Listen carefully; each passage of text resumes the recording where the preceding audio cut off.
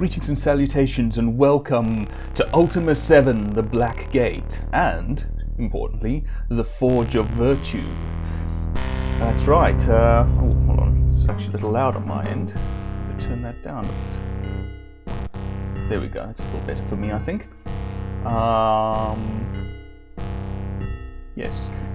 So today, as you might have gathered, I want to embark on the DLC in modern parlance, the expansion pack to Ultima VII, that is the Forge of Virtue. Yes, it came bundled with the GOG version of Ultima VII, which is what I'm playing, I believe. Yes. And, well, there are a couple of reasons that I want to embark on Forge of Virtue today. One is, well, the main one, I think, is simply that you get the best sword in the game, as far as I'm aware, from that quest. And another, I suppose, perhaps, is that it's a bit of a tangent away from the stuff that we've been doing, a bit of a change, so to speak. But yes, just waiting for the hour to turn here. It's currently about 1 minute 2, well, theoretically less than that, before I begin the stream proper.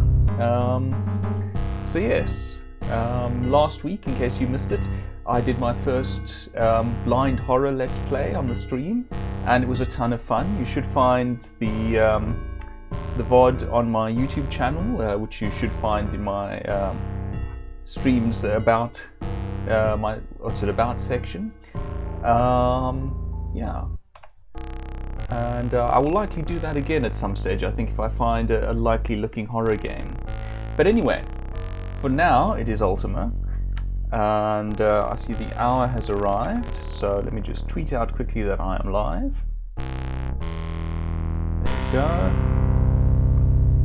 Whoops, clicked on the wrong thing there. Right, and then let's, oops, no, not that, oops, excuse me, I'm fumbling my mouse. Let's journey onward, rather.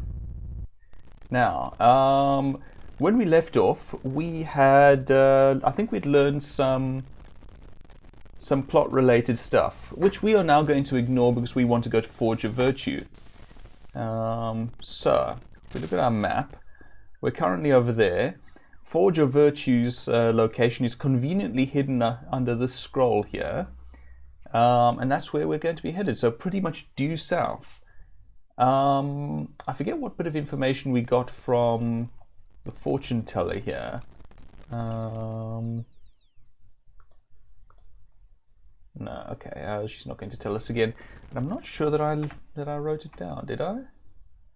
No, I did not. Oops, excuse me if you heard that notification. It was just me reminding myself that streaming is tonight. Anyway. YOLO? Yes, YOLO, that's a seat, but that's not a seat on the carpet. Care to try again, please? Thank you, much better. Much more like it. Did I turn off music? Oh, there we go. I hit A by mistake. My apologies if you're hearing a bit of a crackle. I don't know whether that's a normal part of the audio here. It's very strange. I was hearing it earlier too, and I genuinely don't know what is... Oh, thank you very much for letting me know, Dado the Wizard. You're quite right. I don't know quite what happened there. There we go. That should have fixed it. Right, sorry about that. Thank you very much for letting me know. I had completely blanked on that. That's happened once before, but thankfully that was only a short stream. Yeah, they're excellent, good. Right, so now that we can actually see what we're doing, I'm busy heading down to the Forge of Virtue island, which, let me check my location. I think, yeah, should be more or less below us. So, yeah. I'm also not quite sure why I'm getting this weird crackling in the audio. Hold on, shouldn't we have reached it by now? Oop, I think I'm a little to the west.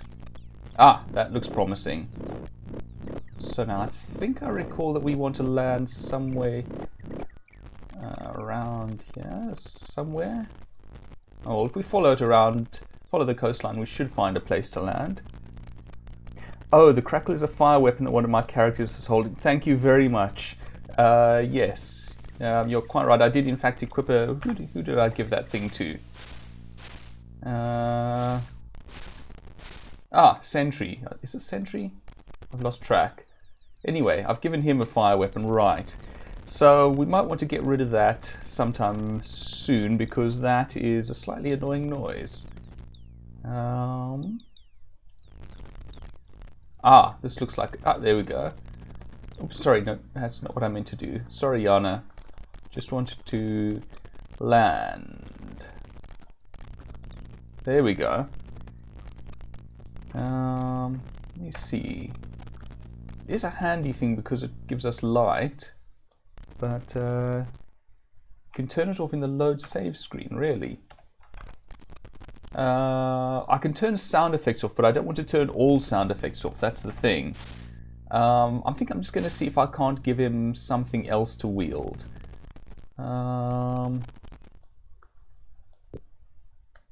Yeah, have one of the... No? Okay, fine. I can hold...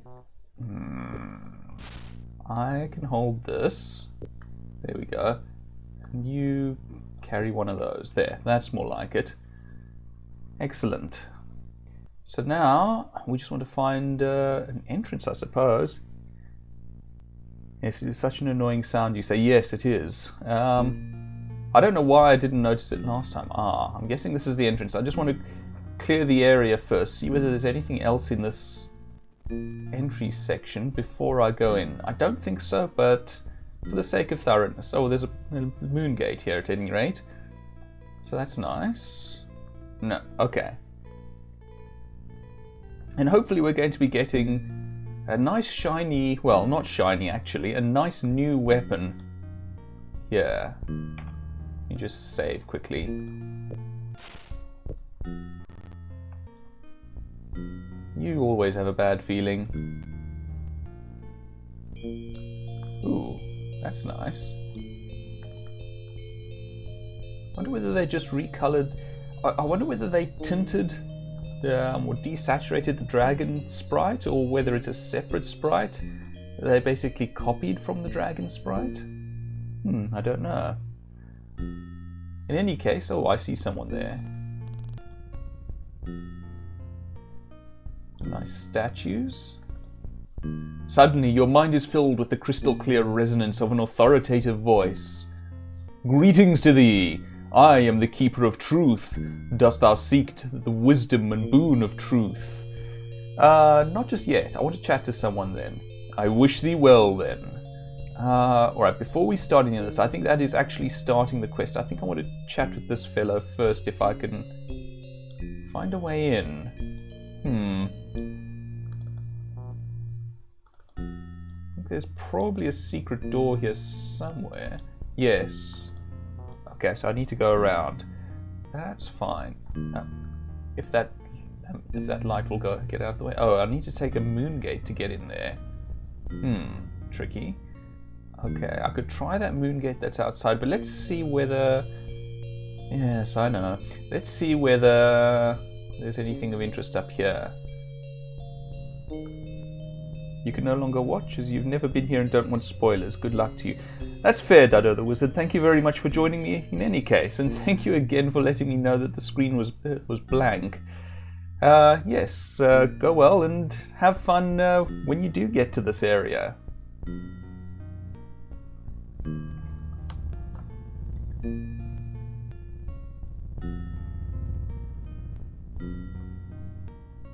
Okay, don't see a way into here. Okay. Tricky.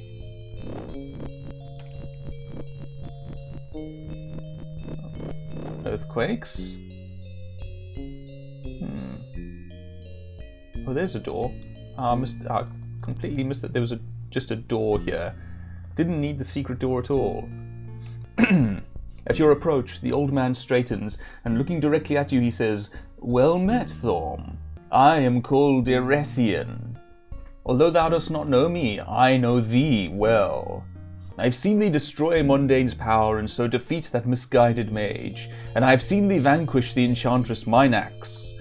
I have also seen, in a very unique way, how thou brought low the hellspawn Exodus." He falls silent here, and you notice that the old man's eyes are milky white. Name? The mage gives you a half smile.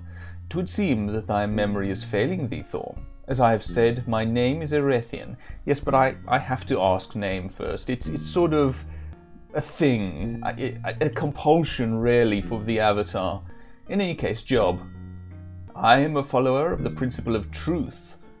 But unlike those of the Lyceum, I would prefer to seek out the knowledge instead of waiting for it to come to me. It is this curiosity which has brought me to this island from which Exodus, the spawn of Mondane and Minax, sought to rule the world. The books and scrolls here have taught me much of Britannia's history and other interesting subjects." His clouded eyes sparkle with intelligence. "But you can't help wondering how books and scrolls are of any use to a man afflicted with blindness. I mean, he is a mage. Mondane?" Erethian scowls. "Now there was a mighty wizard. A bit twisted, but then who knows what happens to the human mind when 'tis subjected to the powers he wielded. 'Tis even said his skull alone had the power to destroy enemies. He must have locked a magical matrix upon it. I'll have to research that." He nods his head, seemingly making a mental note, then continues with a wistful look on his aged features.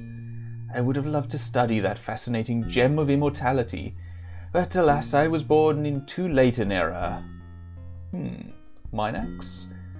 A sad, sweet smile comes to the wizard's face. "She was quite a comely lass at one time, with a mind forever searching." His expression darkens. "But then Mondane forced all of the good sense from her. She became a power unto herself in time.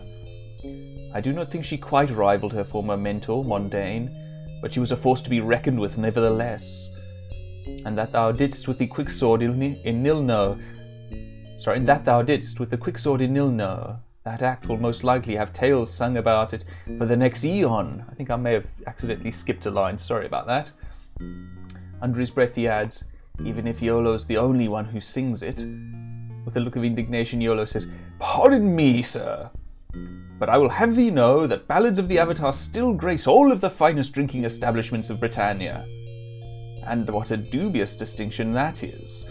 The corners of the mage's mouth come up in a delicate smile. An angry retort dies on Iolo's lips as the elderly mage lifts his hands in a gesture of peace. "Please forgive the offence I have given. Thou shouldst know that I have seen, almost first-hand, the Avatar's bravery in the face of adversity. I have nothing but the highest regard for the destroyer of the Age of Darkness and the harbinger of the Age of Enlightenment. Exodus? That being has become a passion of mine lately.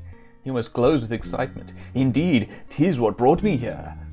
While I was at the Lyceum, I happened upon a passage in a manuscript that described an island of fire. Upon further research, I found that the entity known as Exodus was not truly destroyed. The interface between its two parts and the world was merely severed. See, subjects. If thou art interested, feel free to inspect them. This is no library." As if regretting his gracious gesture, he adds, "However, I trust that thou wilt take utmost care with the older ones." He stops, on the verge of saying more. Not to pry, but blindness?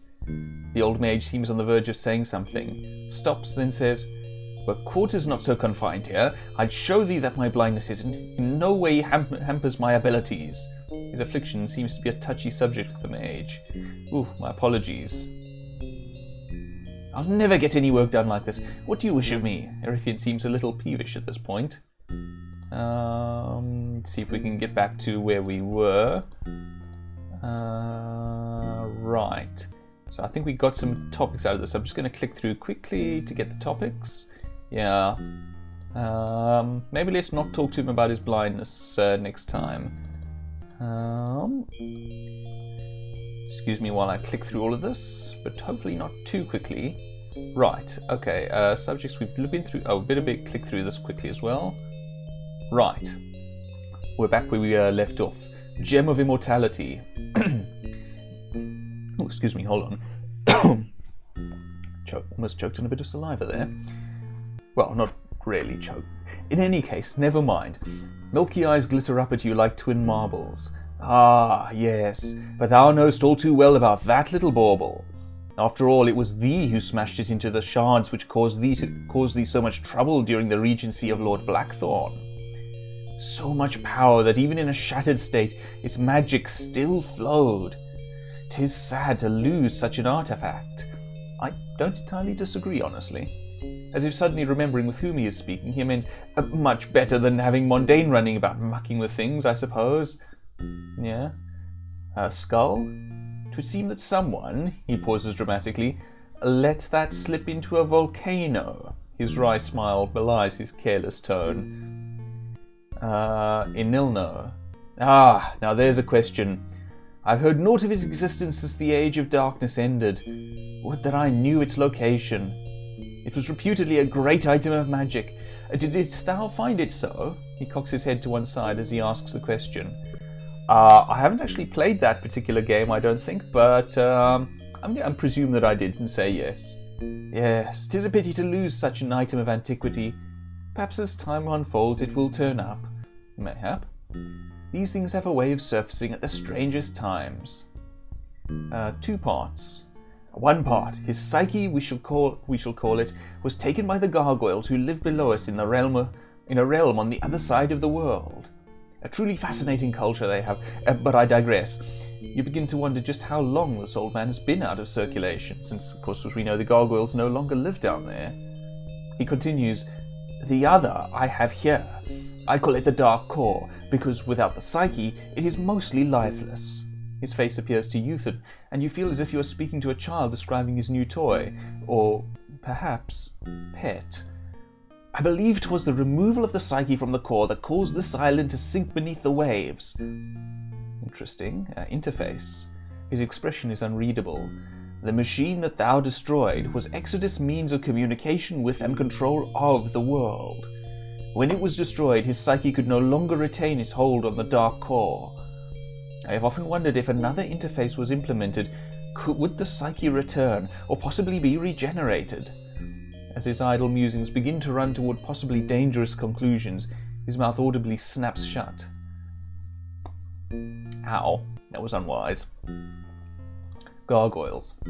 Interesting creatures, thou mightst call them Belrons, but they are not the beasts that history has made of them. The larger, winged ones are intelligent and magical by nature, while the smaller, wingless ones appear to be the workforce for the species. He turns his head in your direction with a puzzled expression in his eyes. I have the oddest feeling that thou hast heard all of this before. Erethian falls silent. Psyche? Eventually, I shall turn my studies to that being. The Gargoyles have placed it within a statue in a shrine they dedicated to their principle of diligence. Interesting. A Dark Core. I have found it to be quite a treasure trove of useful facts. Its sole purpose seems to be the storage of information. Much of the information is trivial, such as the detailed description of the colour of the sky on a particular day eons ago, while other bits give instructions for the manipulation of the world. Within it I even found the knowledge to raise and sustain this island we stand upon. It is truly a remarkable artifact. He thinks for a moment, then looks nervously in your direction. Please, do be careful around it. Artifacts seem to have a tendency to, shall we say, disappear around the... Who, me? Goodbye. Goodbye and good luck. Thou'll need it. The old mage snickers under his breath as if enjoying a personal joke. Quite possibly at your expense. Okay, so what do we have? Scroll of Infinity. Artifact, Talisman of Infinity. If reality is magic, if locale artifact is void, convex is find in Britannia convex lens, concave is find in Britannia concave lens. If do light test, concave, convex, talisman list is Britannia search talisman. So this is a sort of magical programming code which would seem to, yes, use the concave and convex lenses from the Codex of Ultimate Wisdom to bring forth the talisman. Counter is naught. For each talisman in talisman list, if no type talisman is truth, counter is counter and 1. If no type talisman is love, counter is counter and 1. If no type talisman is courage, counter is counter and 1. So in other words, for each of these 3 talismans, truth, love and courage, the counter is incremented by 1. If counter is 3, do void access. Interesting. So with 3 talismans, we can access the void. Infinity action is action, instance, A planar travel, Britannia, A callback, Talisman of Infinity. If reality is pseudoscience, evil entity is entity search, all powerful, evil. If evil entity, check is push reality, evil entity. If not check, test, thou shalt never see this. Okay, interesting. So let's see. Infinity action is action. So it seems to be that some sort of planar travel will take place. Now this is intriguing. If reality is pseudoscience, so suggesting that reality is not what we think it is, evil entities, so it tries to find an all-powerful evil entity. If it is found, push the evil entity into reality. So it is summoning for an evil entity. Interesting. I think we're going to borrow this. Who has space for it? Oh, you know what? I should have space for it, I think. There we go. What else? Artifacts of Darkness. Right. Wait, what was that? A short essay involving a metal plate. Okay. More recent entries describe the crown of the Lich King, the Well of Souls, and a mysterious blackrock sword, which apparently has the power to slay even one so powerful as Lord British. Nudge, nudge, hint, hint. A short essay involving a metal plate hung above a door explains what seems to be a far simpler method of dispatching the noble monarch, which is something we could actually do in this game. So that's a neat little hint. Erethian's diary, which he doesn't want to write. Okay. Okay, Moongates. What else? Don't think any of that's relevant to us right now. Don't think we need that. Memto rays, a qualitative study in metaphorophilosophical radiation. Okay, I don't think we need to know the abstrusities of sorcery right this moment. Okay, book on ethical hedonism. Planar travel.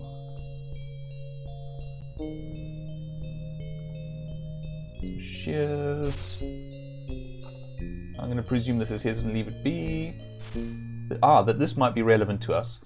Exodus was a mixture of ethereal being and magical mechanism. Its living portion, or psyche, was comprised of its ambitions, desires, curiosity, in total, its personality. The subject matter of this tome, however, lies upon a part of its more physical manifestation. The core was the receptacle of Exodus's memories and mental force. The psyche was almost like a parasite, feeding off the world around and depositing what it gained within the core. What was Exodus' purpose? Who or what did it serve? This is the matter of which I write. Exodus served none other than... The text remains unfinished. Okay, interesting stuff. Okay, so we know that the core of Exodus is here, and maybe we'll be able to do something with it. So let's go into this room. Whoops, that's not the room, that's not the room. This way. This, I think, we'll find is the dark core. And there's a mirror. Okay, I'm going to save to be on the safe side. Okay. You feel as if your mind has been probed, delicately at first, then with more insistence. Images of long-past memories flit before your eyes, and old emotions resurface. At one point, the images pause as you remember the words love, soul, moons, evening, hangfire, and death. Then a strange sense of déjà vu comes over you as the vision comes up to a current time. Sorry, I think I should write that down quickly. What was there? What can I write on? What was that? Love, soul, called death. Oh, I think moons. Okay. The images cease and a vast wave of power overwhelms you. A wall of darkness falls. Interesting, interesting. And we can pop in here. What does this plaque say? The something of something. Let me go get my runic guide. Runic alphabet. That's what I want. Excuse me while I have a drop to drink. Much better. Do stay hydrated. Okay, so let's see. Checking myself. Yeah, that's the and T E. What is that? Yes, the test. Okay, the test of courage, if I'm not much mistaken. Okay. So let's not go there just yet. What does this do? Yes, master. How may I serve thee? The wavering visage in the mirror hesitates for a moment. Thou art not my master. He then continues with a small bow. Greetings, Britannian. What dost thou wish of the great demon, Arcadion? We know his name. Job? Arcadian attempts to smile, but failing miserably, he gives you a grimace that could turn a dragon to stone. I am currently in the service of one mage, Erethian by name, he states rather formally. You get the distinct impression that Arcadian would just as soon rip Erethian limb from limb as serve him. I have to, I'm sorry. Name? The big demon smiles ingratiatingly, showing inch-long pointed teeth.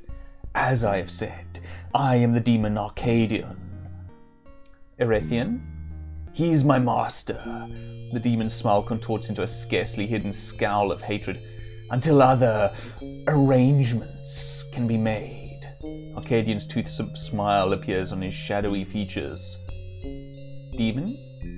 That is how thy people address those of my race. You can't tell from Arcadian's tone of voice whether or not he minds that fact. Serve? The large demon's eyes close as he appears to be restraining the force of horrific emotions. I have served that blind, old fool for over 200 years. Arcadian pauses, regaining his composure. A thought visibly crosses his darkened face. Perhaps thou mightest assist me to free myself of this unwanted bondage. I could prove an invaluable ally. The demon pauses to let his offer sink in, then, well, mortal, wilt thou help me? For now I'm going to say no. Arcadian looks as if he's about to force his way through the mirror, then once again masters his incredible rage. He folds massive arms again across a broad chest and slowly restores his gruesome smile. I can respect thy cowardice in this situation. After all, Erethian is a powerful mage, not the sort that a sheep like thyself should be trifling with. His contemptuous sneer begins to fade as the demon takes his leave. Subtle, lad, subtle. But I do want to now talk with Erethian about this whole summoning a demon business. Not that we're not going to be doing the same thing in the next game if we go on to that one, which I probably won't, but, you know, canonically speaking. I'll never get any work done like this. What do you wish of me? Demon mirror. Ah, so thou'st met that old windbag. Truly I feel I would do better to free myself of that burdensome beast, but he sometimes proves to be useful. If it weren't for his whining, perhaps he and I would get along better. Whining? 'Tis his favourite pastime. He begs, pleads, and threatens me to free him from that stupid mirror. Believe me, if I could, I would have done it long ago. Erethian's lined face shows his chagrin. Free? He wants the special bauble. I once possessed this gem he seeks, and I don't think he'd be very happy once he gets it. I've tried to tell him that 'twould only imprison him in a more mobile jail, but alas, his head is made of stone. Jail?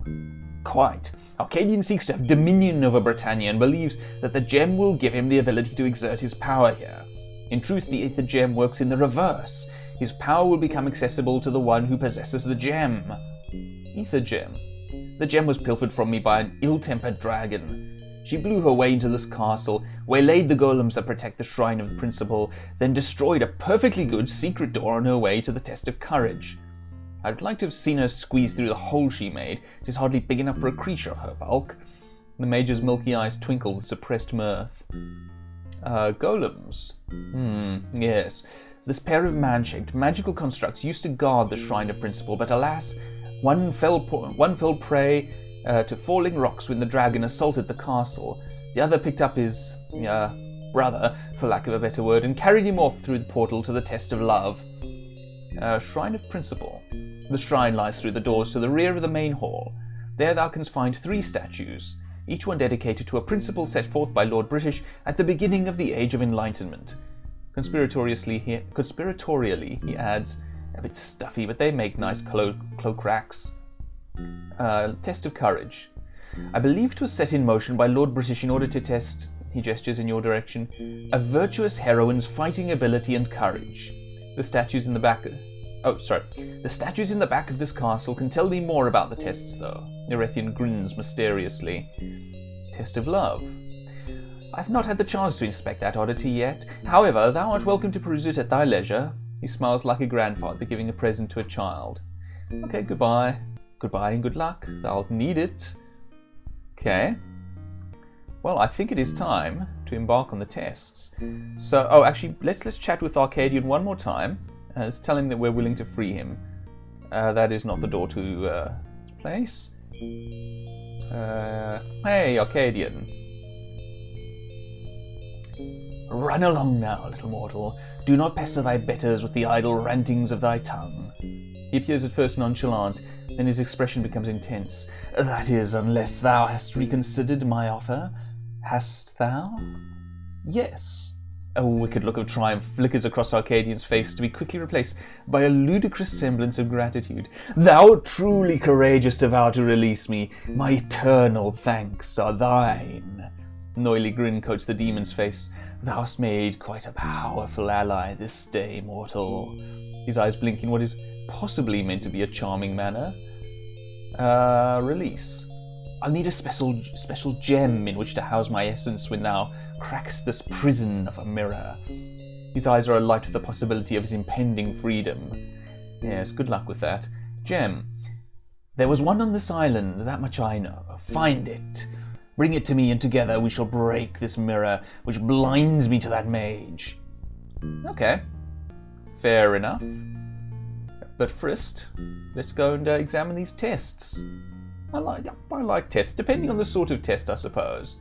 So you'll be the test of courage. A strong, vibrant voice rings out in your mind. Greetings, Seeker! I am the Keeper of Courage. If thou hast the will to seek my reward, thou must enter the portal to the south. An unearthly, beautiful voice sighs gently into your consciousness. Greetings, Avatar. I represent the embodiment of love. If thou dost seek enlightenment, thou must take the test of love. Its path lies through the glowing blue portal to the south. The Shrine of Truth speaks. Greetings, Seeker. Once again I ask thee, dost thou seek my enlightenment? Not yet. I wish thee well, then. Okay, so it sounds to me like we want to take the two-side... two-side tests, and then go on to... and then go on to the test of truth.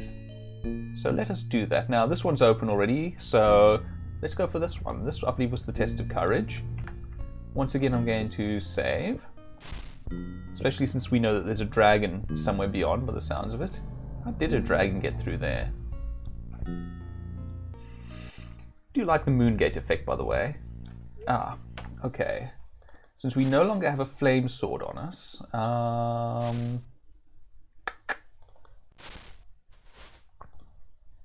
it's Venom. We don't want Venom. Do we look like Bane? Oh, pardon me. Let's use a torch, I think. I can't. Because I removed the wrong thing. I wanted to keep the Ring of Protection, put down the shield, take up the torch, and that one's spent. Okay. If you're wondering why I don't just throw them on the ground, that's better. It's because I don't want to litter. I'm an avatar of the virtues after all. Secret gate. Oh hey, this place. But it's apparently locked. I don't see a key around here anywhere. Alright, well let's try the test of truth then. Love, sorry. Maybe we'll find the key there. There we go. So, Test of Love it is.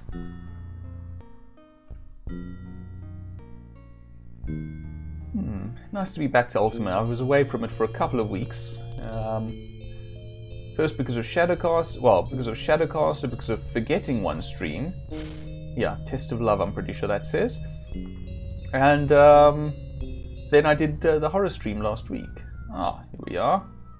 Well, this seems a little more open at least. So we have door over there. What else do we have? What looks like a dungeon over there, although we can't access it just yet.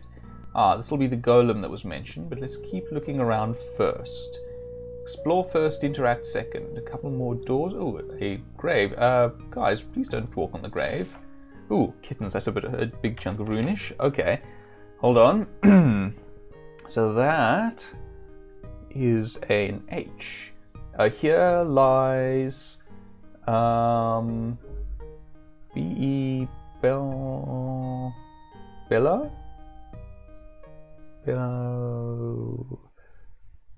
Oh, beloved.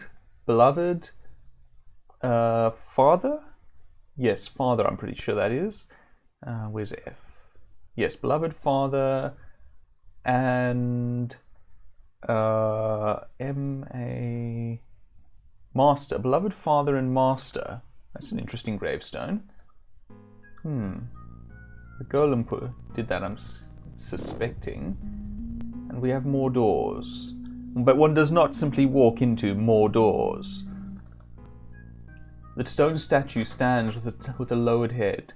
Despite its granite features, a downcast look is apparent on its face. Surprisingly, it turns to speak with you. Why, by the stars, I believe it is a creature!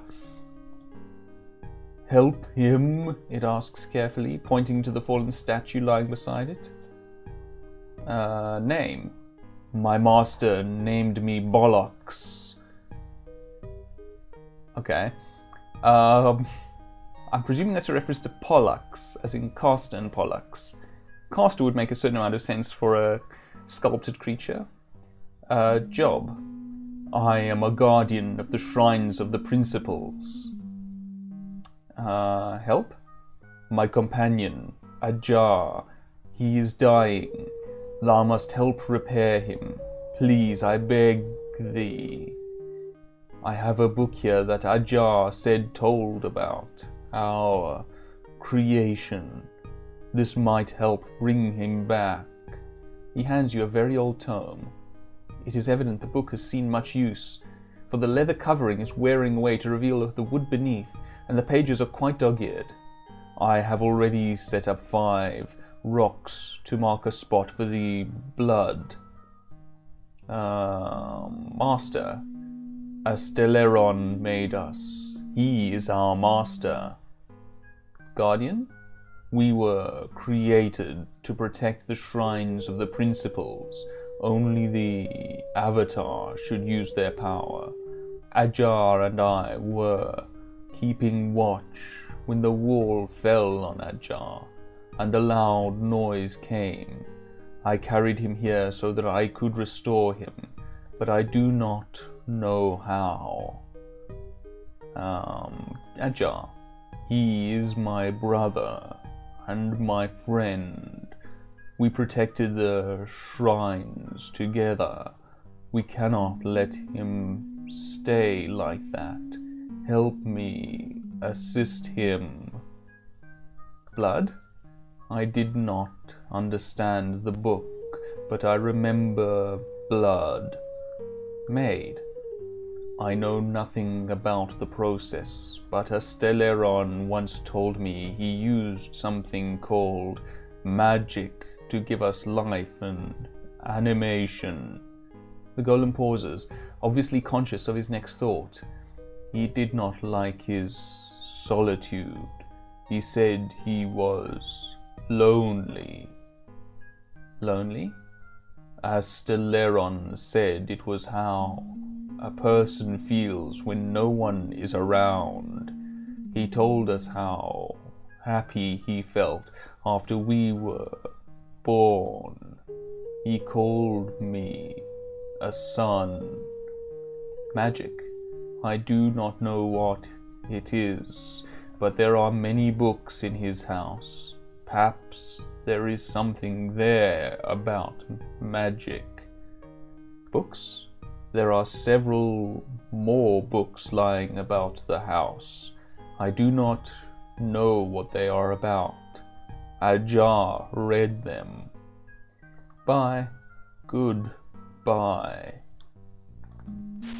Nothing on the body? Okay.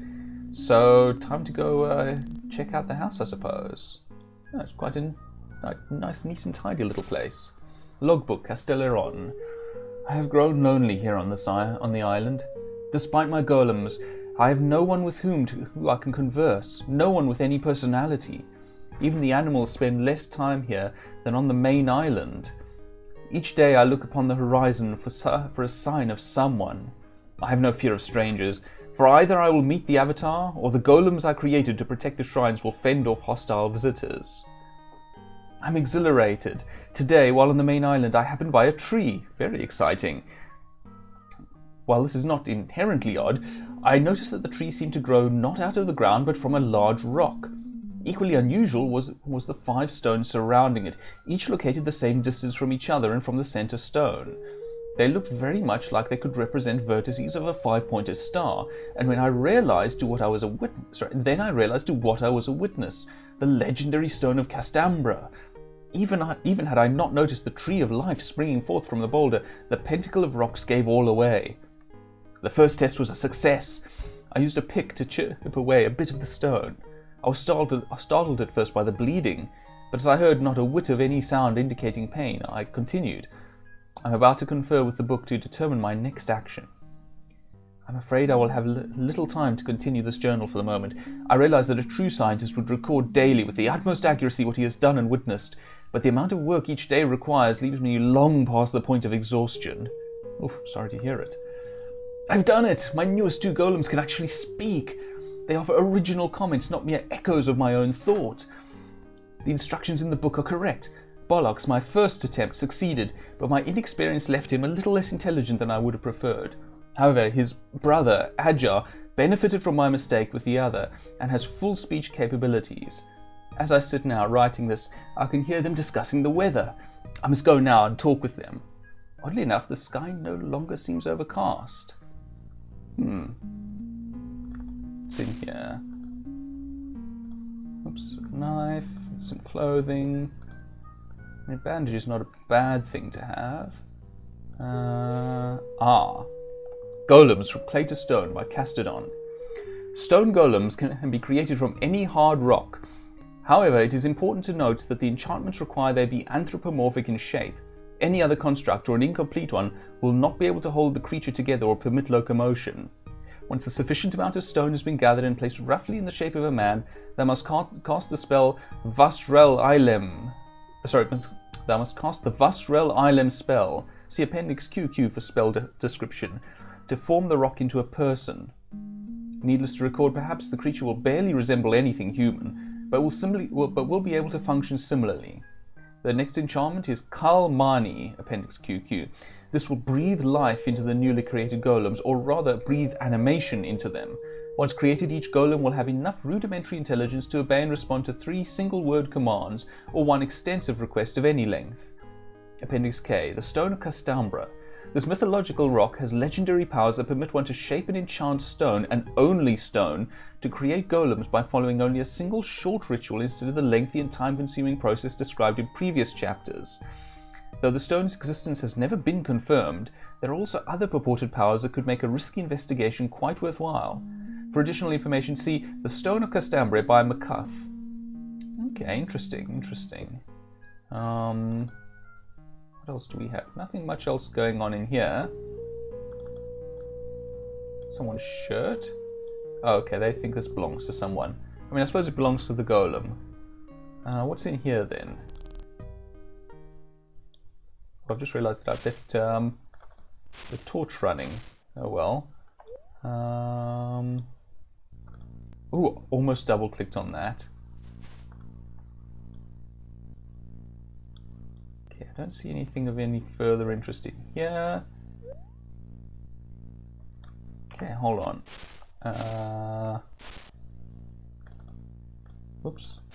No. Ah, good. Got it. Okay. So we wasted a bit of that torch's power, but so it goes.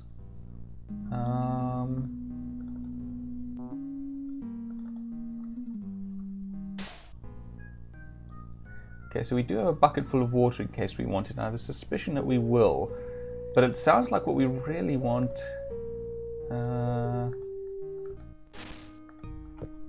Let me just see if I did I gain that spell now to shape the golem.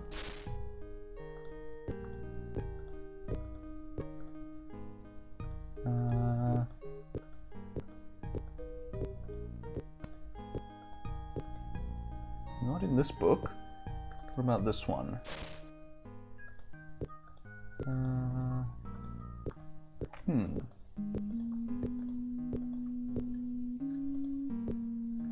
Oh, but I suppose we don't need that particular ritual because we're supposed to get something from the stone, aren't we?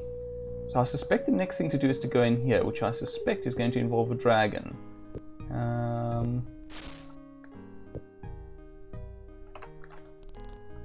Okay. And now we re-enable that torch. Where did... where's Mar... Oh, there she is. There we go, it's more like it. Ah, so what do we have in here? More explosives. Oh, we just come... What? What? What just happened? Oh! Okay. I've been teleported, apparently.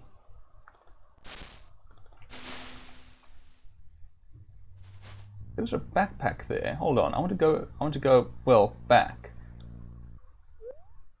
Hoping, yes, it leaves me here. No, not you, Yana.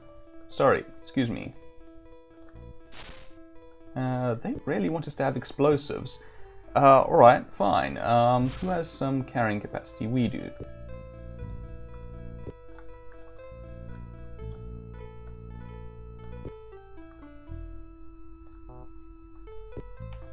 Who else? Oh, you have plenty. Oh, apparently not.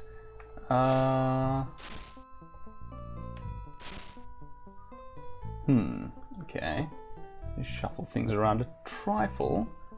Well, why shuffling them around a pudding is important, I don't know. 24, that's not enough. I think I can give you something. How do you like some money, YOLO?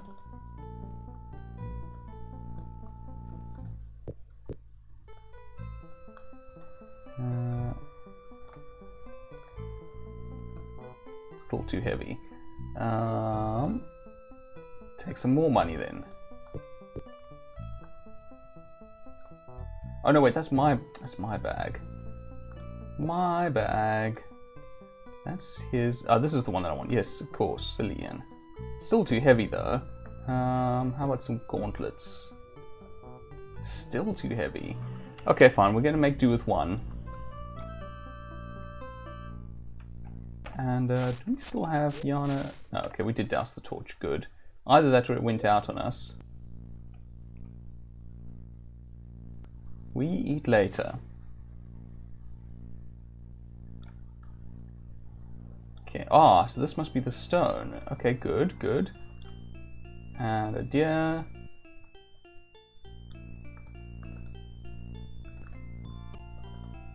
Okay, I don't want to waste ammunition on this, so I'm going to see if I have a spare weapon lying around. Oh yes, please excuse the sound of this.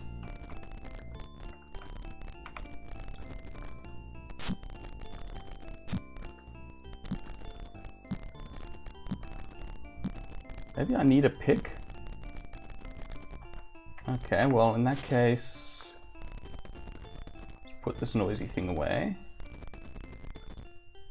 I think I saw a pick back in the backpack. There was some around the place anyway. Oh, there's one. So let us then pick it up. Right, let's see if this helps us.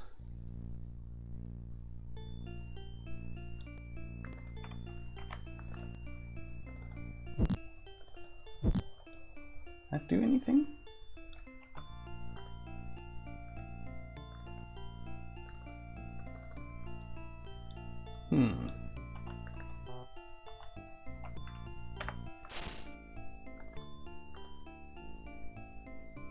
It seems that a pick is not needed for that.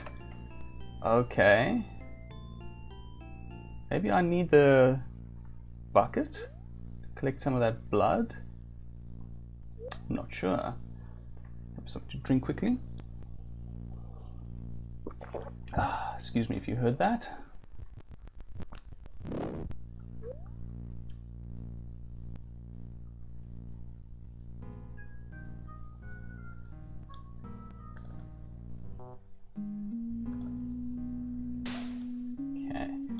Emptied that out. Just drop the pick. Carry the bucket. Better than kicking it. I mean, they've been giving us so many explosives. It's tempting to think that we're supposed to blow up the rock, but that doesn't feel right at all.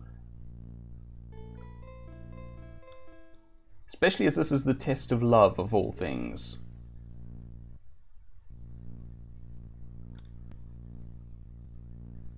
Okay, so here we are, born to be kings, we're the princes of the universe.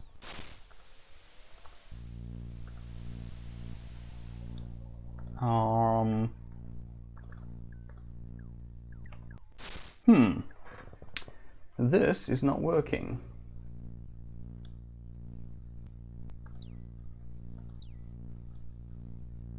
I am slightly mystified.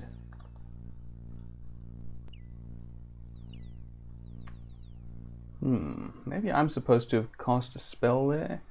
I mean, let's go talk with the Golem again. Maybe he'll have some guidance for us.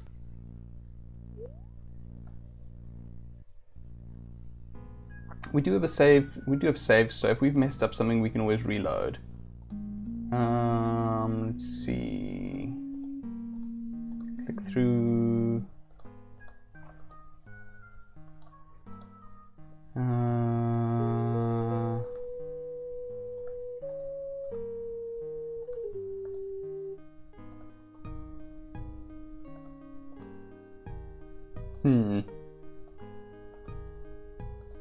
Okay, so I don't see a way of doing anything there. I don't see...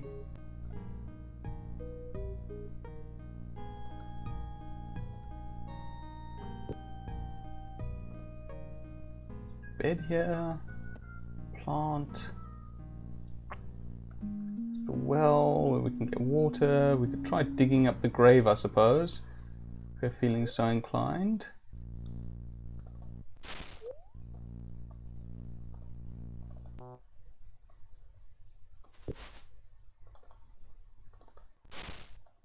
Not seeing anything of use here. I'm going to try one or two things here. Okay, that seems to have had no effect on the walls. I'm a little stuck. If anyone knows what I'm supposed to do here, I'm on the test of love in Forge of Virtue. Do speak up, because I'm stuck. Going to just reload here. So this is where we are. We've met the golems. We know that we're supposed to be helping this fella. We've read about the stone, and in fact we've been there and found the thing. Oh,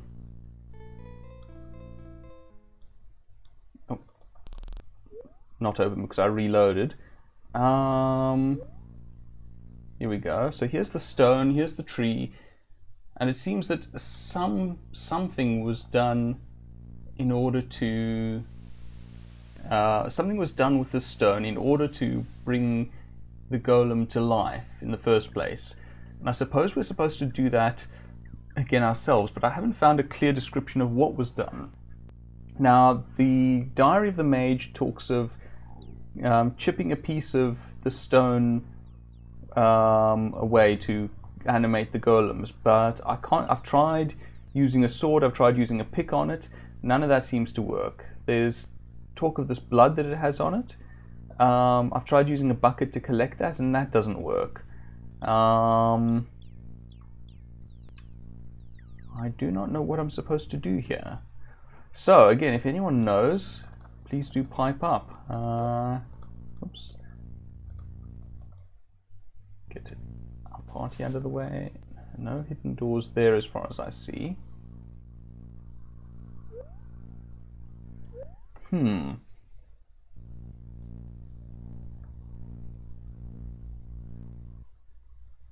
It's dark, but I don't think there was anything of apparent use up there.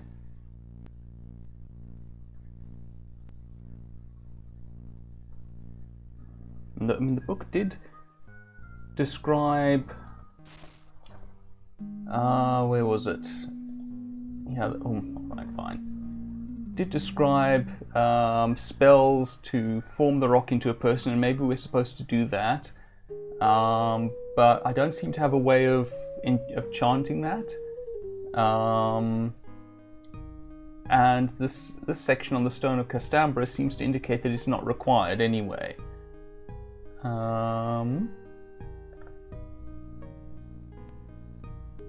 What was that first one? Vasral Ilem. Right, so again, I can't seem to see. You had best not do that, Avatar.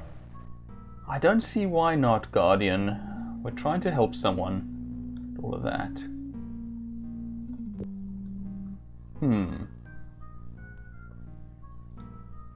Do I dig up the grave?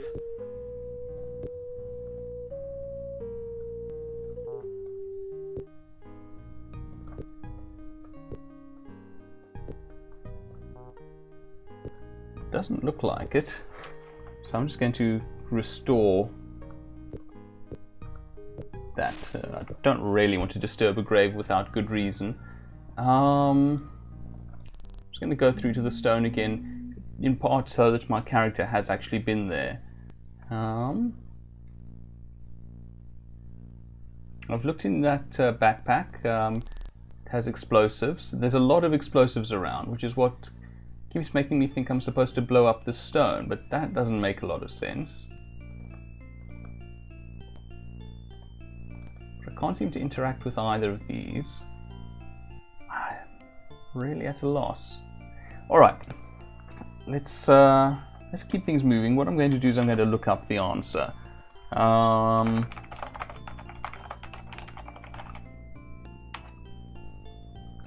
Let's see. Maybe the Ultima Codex has a walkthrough. So bear with me a moment while I look this up quickly. Ultima 8, Ultima 9, Ultima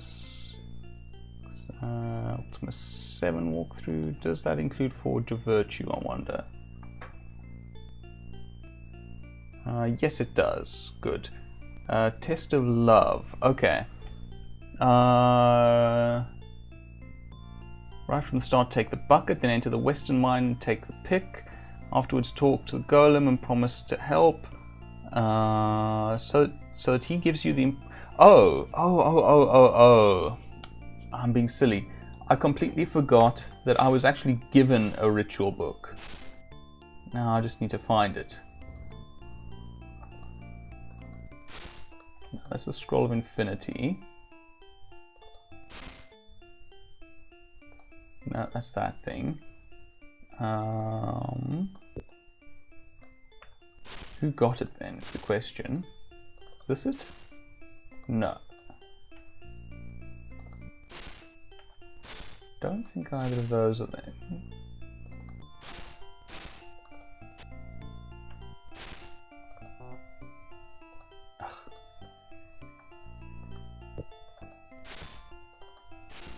There it is.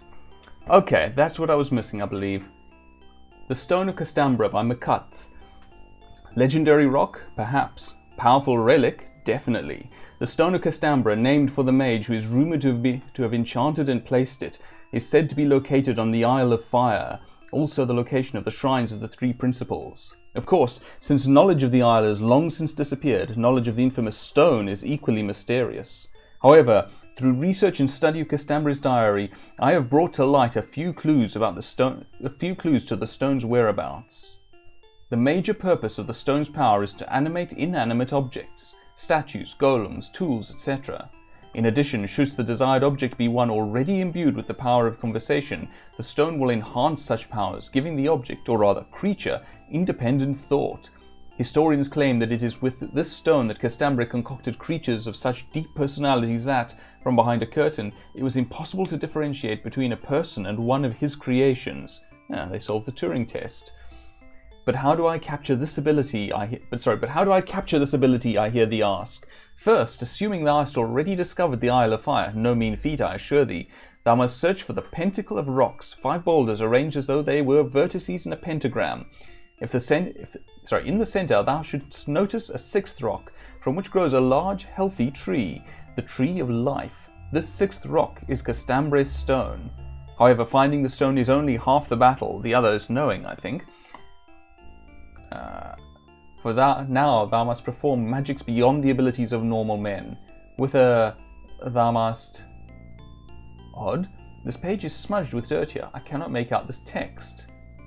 Once the heart has been placed within the chest of the creature, the ritual may begin. First, using perhaps the same pick, thou must strike the tree hard enough to draw blood. Blood from a tree, questions thee? Aye, I say, for this tree is one of life and energy, collected from the nutrients of the stone, and bleed it does. Some say thou wilt be able to hear the shrieks of pain from Castambra's stone, but that rumour is waning. Thou wilt need enough of the tree's life force to fill a bucket. After the blood has been properly contained, it must be spilled in 5 spots about the body of the stone creature, as if the creature were Castambra's stone, and the puddles of blood the 5 rocks of the pentacle. In fact, it is necessary to set down 5 such small rocks to mark the location which the blood must be spilled. Then thou must cast a vas flam iuius, see detachable page at the end of volume, setting fire to each of the puddles of blood. Following that must be chanted the sacred words gleaned from Castambra's journal, also on detachable page. Now that the creature is enchanted, of course, it will become necessary to instruct it, much as one educates a child. However, a stone golem will learn much more quickly. Why, a page has fallen out of the book! Okay, who got it?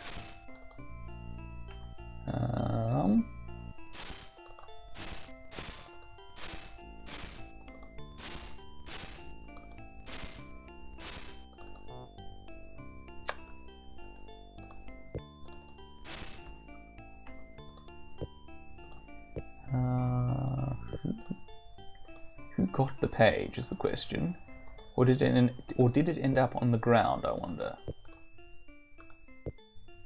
It's neither of those, I'm pretty confident. Do I have it? Doesn't seem to be so. Oh, there it is. Vas flam iuius. This scroll will permit thee to perform the ritual necessary to either create or reconstruct stone creatures and instill within them the power of thought. First, gather the materials discussed in the previous chapters. After thou hast performed said task, thou shouldst refer to this scroll and begin. Okay. Right, so we were on the right track, more or less. Let me just store this. So we want to head back. We're going to want a pick and we're going to want a bucket, the least. And we learned something about a heart. The heart, Osborne. I'll take that, since we want a pick. And you know what, there's so many here, we can take our pick. We're going to want a bucket.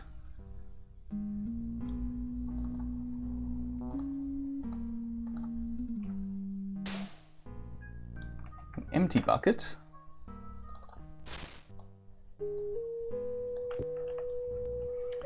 And we're going to want to talk with the golem again, I think. Let's see, can I get more information from you?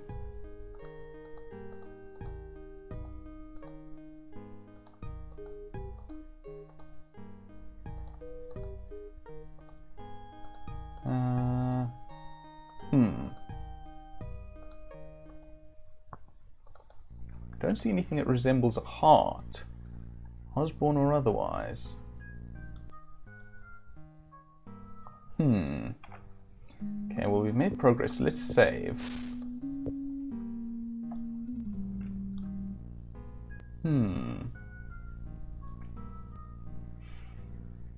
Okay, well, let's head back.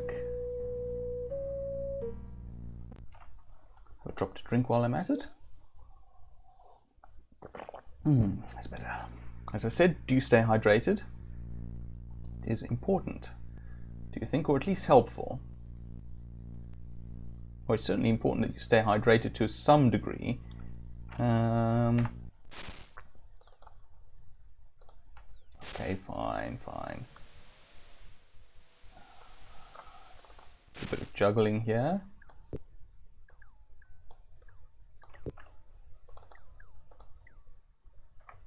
Okay.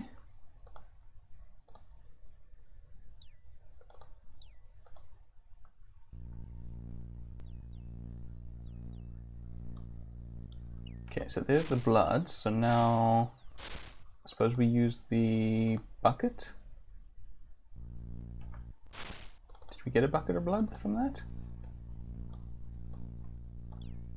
Okay, well, let's try just putting the bucket down and having another hack at the thing. Ah, there we go. I see blood in the bucket now. Good. I mean, for certain definitions of good. Can't put the bucket there.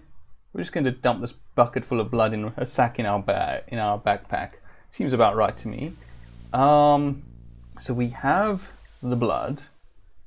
We don't have the heart, however.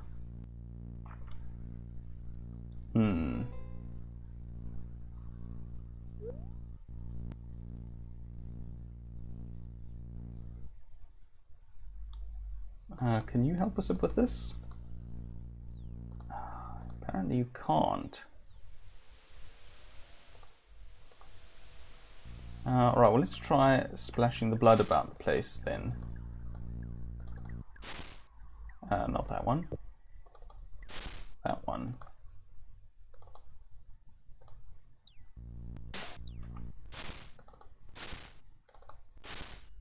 Whew, I was a little worried that was going to use up our bucket of blood and we were going to have to go back 5 times. Thankfully not.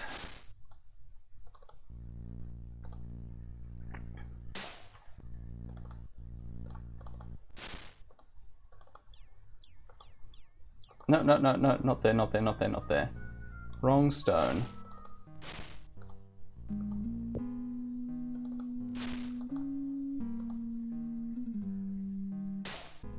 Okay, and last but not least, okay.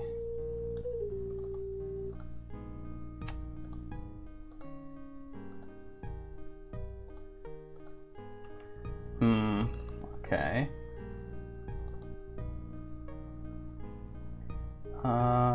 Was it you that had the spellbook? No. Oh, it was you, I think. Let's have a look at that again.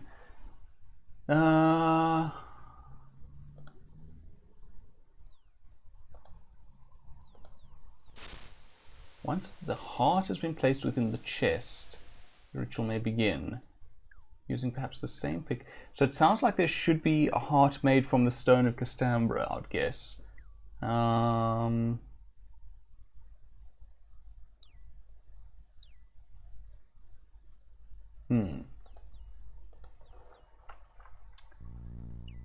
Okay. I think I see where this is going, but I just want to double check the walkthrough to make sure there isn't a way around it.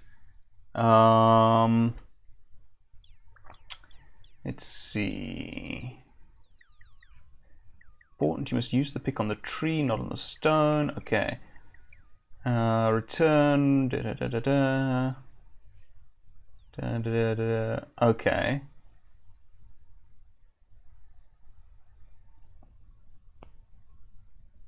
Right, got it. Okay. I see what's happening. Fair. So let's get on with it. So to that end, It's time to use that scroll. It's this one? No, not that one. This one? Yes, this one. According to the tome, a heart will be necessary to perform this ritual. I will give him mine. You watch in stunned horror as Bollocks pierces his chest open with his fingers. He pulls forth a heart-shaped stone, and with a final flurry of action, drops the stone upon Ajar's chest as he falls dead to the ground. He gave up his heart, so that Ajar may live. Well, not to be morbid, but I suppose the incantation should work now. Okay. Take it that's the heart. Yeah. Not that one. This one. Okay. Oh, I see. There we go. We could theoretically place it back in the original body, but I don't think that's what we're supposed to do. In Yilem, in Grav, in Mani, Kal Por, Was Flam Wiz. Fireworks? And he's alive! And we say that we're a bit hungry.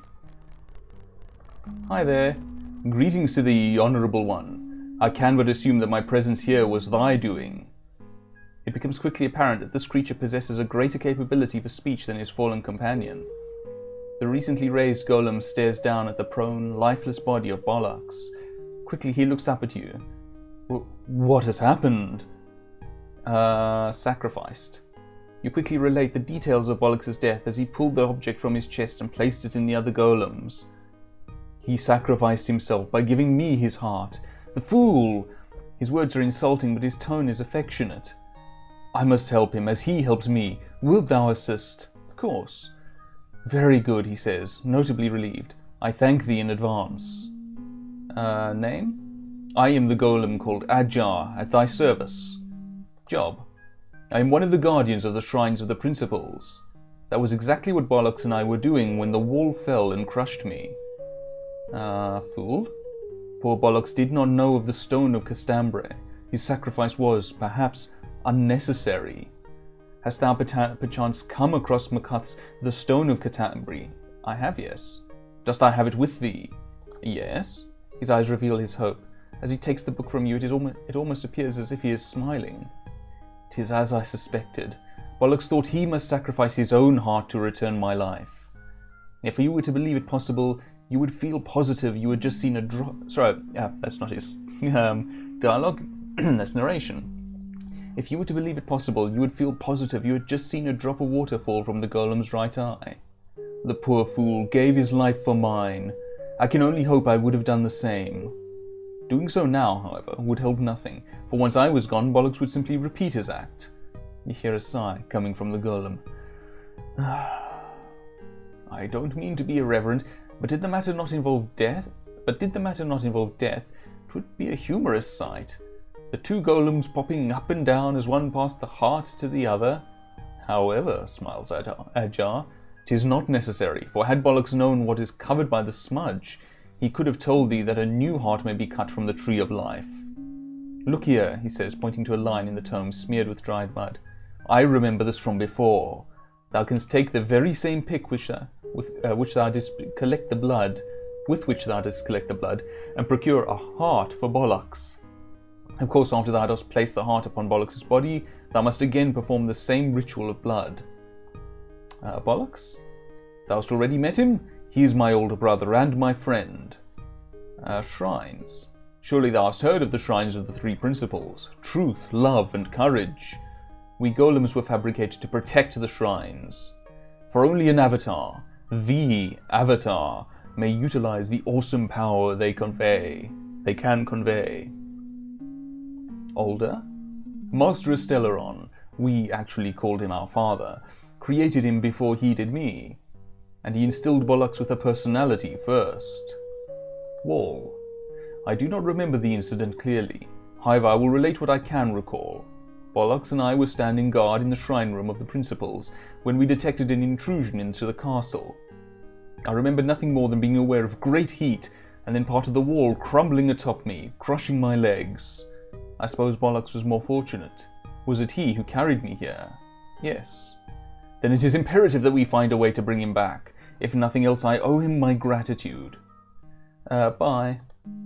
I can offer nothing more for thine assistance than my deepest appreciation. Please journey in peace. Okay, so looks like we're getting more blood, judging by the fact that I don't see it there anymore. Sorry guys for the walking through the blood to the party. You guys listening probably don't mind. Walking through the blood, walking through the fire, sorry. So off we go.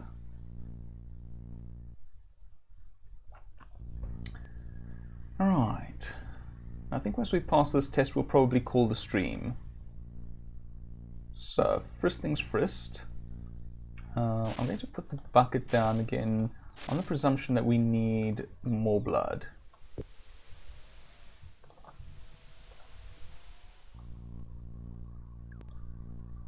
we go. Oh, the tree's not looking so great. There we go. But we got some blood. Heart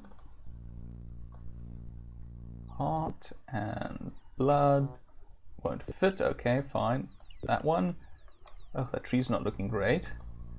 I wonder, can I cast a healing spell on it? That would be nice. Let's see. It's called Fear. Great heal. Let's try that. No, no effect. That's a pity. Just check my cantrips quickly and see. Don't have much there. I think this is my original spellbook and has the full set of cantrips. There we go. Could go for douse maybe? No. And finally let's try weather. So I would like to try to restore this poor thing.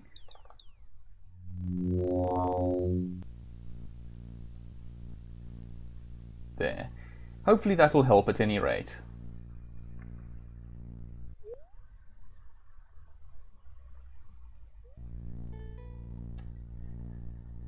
Dumpty dumpty tum, through the dark, back to a jar.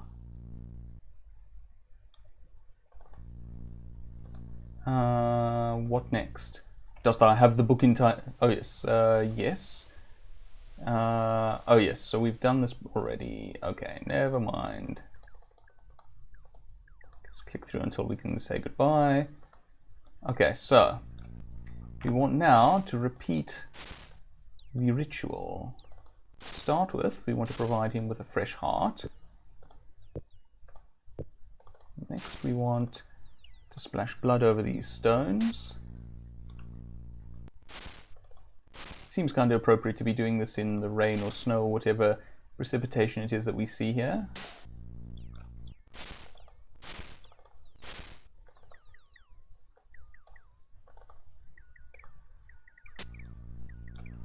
Well, it might have been more appropriate in the previous... I don't know, I think it works. I think it works.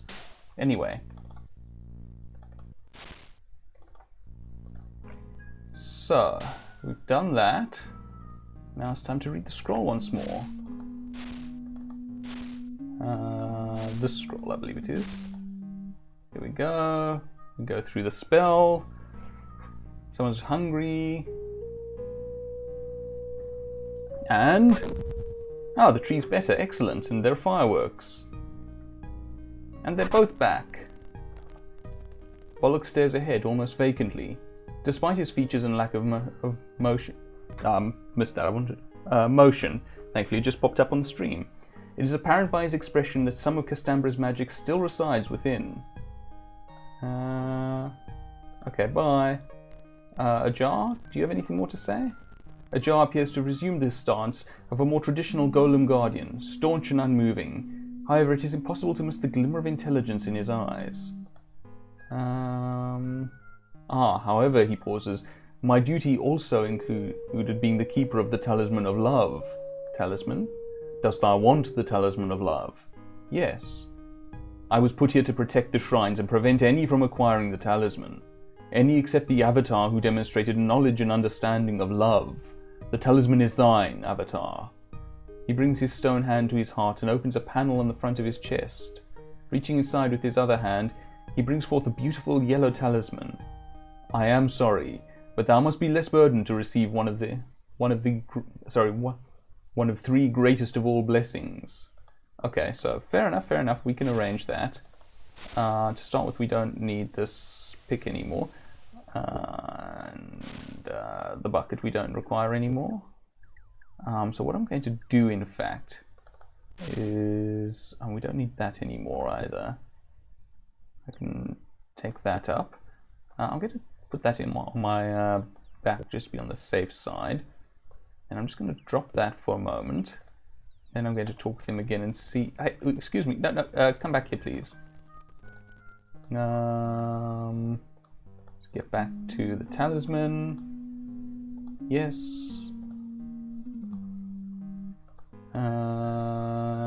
He places the talisman in your palm. Thou hast earned this, and the honors and powers associated with it. Thou art truly an avatar. Thank you. They just teleported me back without my stuff. My heart is gladdened to learn that love is a principle thou dost hold dear, evident by thy successful completion of the test of love. Now, then, shall a blessing of quickness and skill be thine. Thank you. I think we just gained some stats. Now, thou hast earnestly experienced all that is love. 'Tis a benefit never to be taken lightly, for love is a formidable motivator. Remember always the lessons in compassion, sacrifice, and justice thou hast mastered. The voice of the Keeper of Love fills with compassion as she speaks. Do have a care, Avatar. For a great evil stirs within Britannia. I know not the source. Okay, I'm just going to pop back to the Test of Love to see if I can get my stuff back. Kittens, they want food. Hold on. Oh.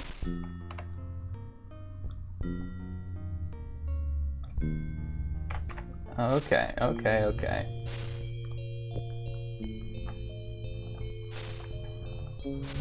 Right, this is what we brought the slot for.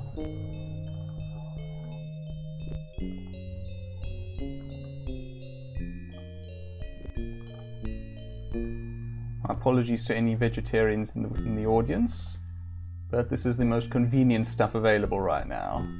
Or so I find. And you get a leg.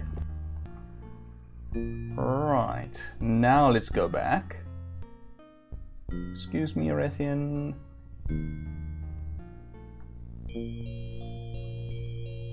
Oh, you're kidding me.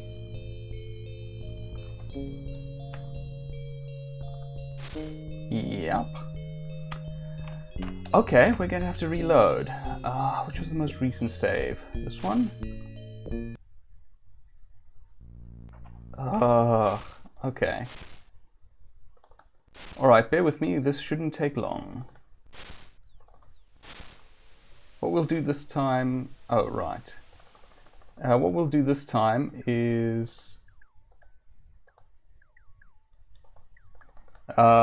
give someone else our pouch, and or something like that. We'll see. What am I doing? Oh yes. So to do that, and this, and then this, and then this.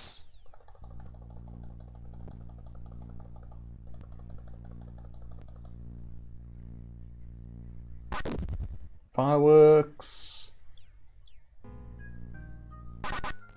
lightning and fire and so on. Have a chat with this fella. Sacrificed. Yup. Name. Job. You. Shrines. Wall. Yes. Older. Fool. The older fool. I do. Yep.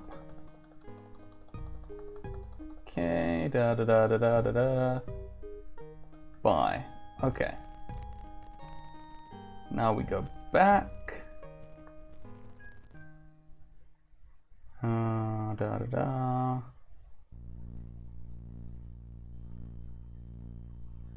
It's not a pleasant noise. Why do we have a whistling sound? Oh, there we go. Gone. Good. Okay, so first things first. Once again, we want to put the bucket down. That's not the right bag.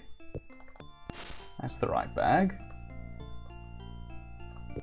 Then we want to strike this tree twice more.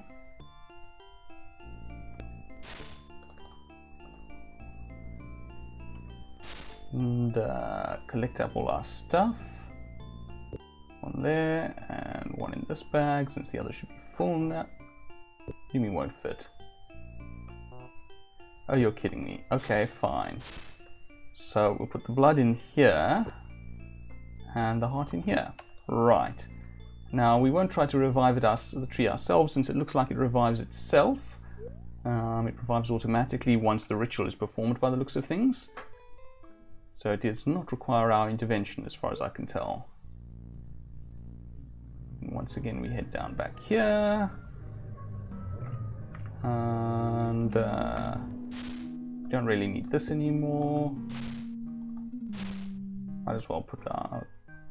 You know what, I'm not going to do that just yet. Put that there. And blood. We need blood first.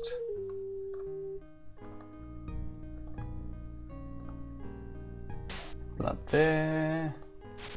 Splashes blood all over the stone. Says, I could use a little food. And there.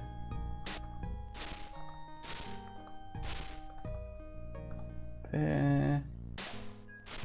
And last but not least, there. Right. Did we give you the heart? We did. Good. Then, last but not least, we cast the spell. I have a drop to drink while it does that.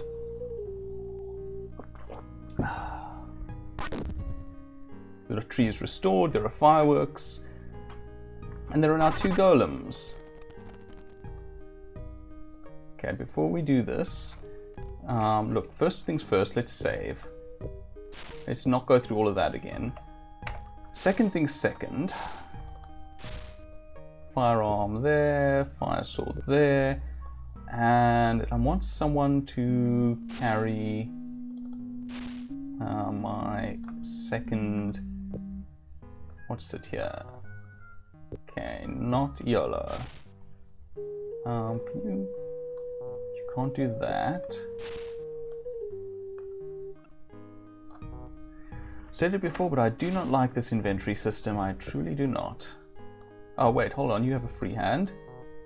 What do you mean? Oh, you're wielding a 2-handed weapon. Hold on.